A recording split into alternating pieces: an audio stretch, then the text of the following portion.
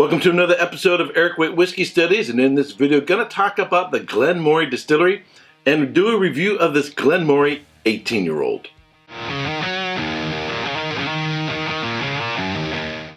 So this is a Speyside whiskey. Now, if you're in Speyside, if you have a distillery in Speyside, you have the choice to call it either Highlands or Speyside. Speyside is a sub-region of the Highlands, and they have chosen to go with Speyside. So this is a Speyside single malt Scotch whiskey. This video is part of a study that I'm doing in preparation for the Certified Whiskey Specialist with the Council of Whiskey Masters. This is the level 2 exam.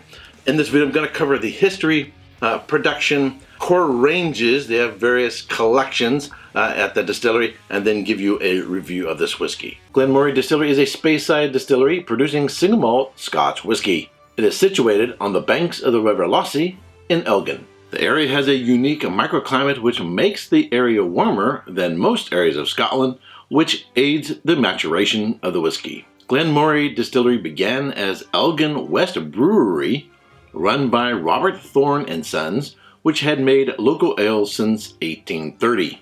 It produced several local ales before development into a fully functional single malt distillery 67 years later, when the Glen Moray Glenlivet Distillery Company Limited was formed on the 27th of January 1897. Production began on the 13th of September in 1897. Following a fire and extensive rebuilding program of their nearby sister distillery, Aberlour Distillery, the company focused on production of Aberlour whiskey, allowing the Glen Moray Distillery to run down. Glen Moray Distillery subsequently closed in 1910.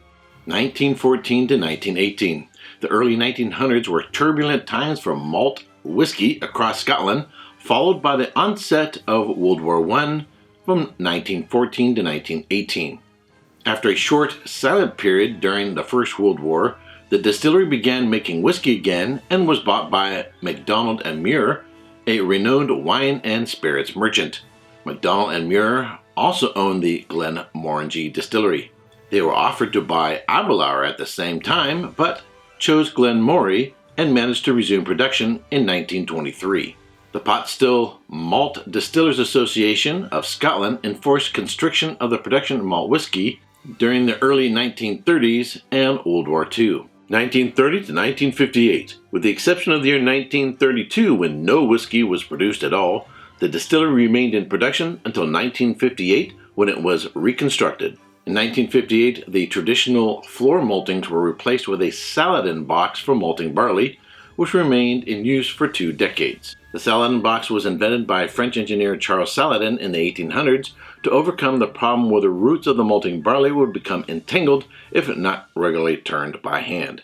In 1958, the distillery received 2 additional stills and increased production 7 days a week, producing 2 million liters of spirit a year.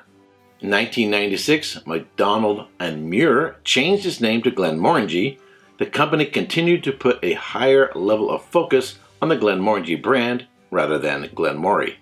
In 1999, Glen Moray's first wood-finished whiskeys were launched, a Chardonnay white wine cask finish and a Chenin Blanc white wine finish.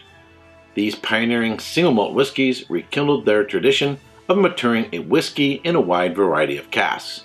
In 2004, Glen Moray was bought by luxury goods retailer Louis Vuitton Moet Hennessy.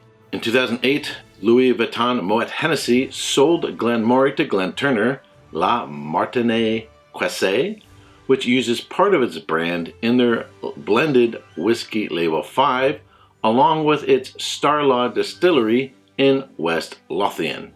In 2012, the distillery was expanded to produce 3,300,000 liters annually from its 3 wash stills and 3 spirit stills. In 2014, Glen Moray unveiled a wealth of new flavors in the release of their Classic Collection.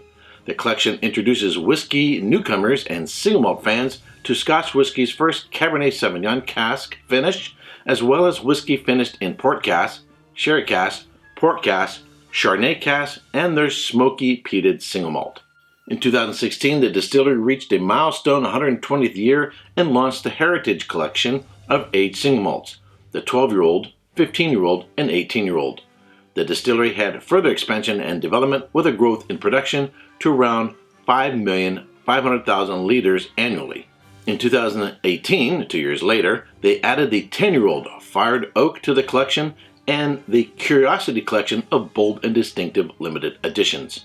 In 2019, they added the 21-year-old and the Rum Agricole Cask Finish Project, finished in casks from Martinique's St. James Distillery. The Glen Moray 18-year-old Speyside Single Malt Scotch Whisky. It's aged in first fill American oak casks. It is non-chill filtered, bottled at 47.2% alcohol by volume, and I paid $114 at my local shop. So this whiskey is, I'd say, a classic example of a first fill bourbon cask. Get a lot of cask influence. Now, Glen Moray is known for its wine aged whiskeys, its wine cask aged whiskeys. This comes across actually as sort of like a California Chardonnay. You get the butter, get a lot of that oak influence. California Chardonnay, typically heavy oak influence, typically with some malolactic conversion, which gives you some buttery characteristics. Definitely get those on this whiskey. Baked apple, baked pear, cinnamon, nutmeg, clove, baking spices, perhaps a little bit of peach as well on the palate. Very, very rich. Baked apples, baked pears, perhaps a little bit of peach up front, cinnamon, nutmeg, baking spices. I use those descriptors a lot, but this is really, really, really intense. And yet it's only at 47.2% alcohol by volume. It tasted blind just by the intensity of the flavor. I would think is perhaps either higher ABV or perhaps from a warmer climate. Now, where the distillery is located, it is warmer, relatively speaking, in comparison to the rest of Scotland. But this actually comes across with the intensity of the extraction from the cask as if it's an even warmer character, perhaps somewhere here in the United States, or even Ireland is a little bit warmer than most places in Scotland, and they're just a little bit south and to the west of Scotland. As I'm talking now, I am still tasting it. Up front, apple, cinnamon, nutmeg, baking spices, the vanilla, all the oak characteristics on the back end. Because it's unchill filtered, it has a nice sort of glossy, oily, viscous mouthfeel. Whoa, that was close. I almost knocked it over.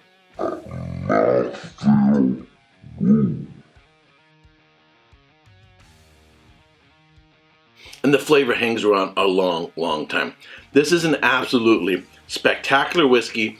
I think Glen Moray is sort of not given as much love and attention as it deserves. They do produce a lot of more affordable budget whiskeys in the high 20s, early 30 range in terms of expenses, and a lot of wine casks, Cabernet Sauvignon, Chardonnay, Chenin Blanc, and so forth. But really, really nice flavor that they really deliver with this cask at a more affordable price. And right now, Scotch whiskeys are getting really, really more and more expensive.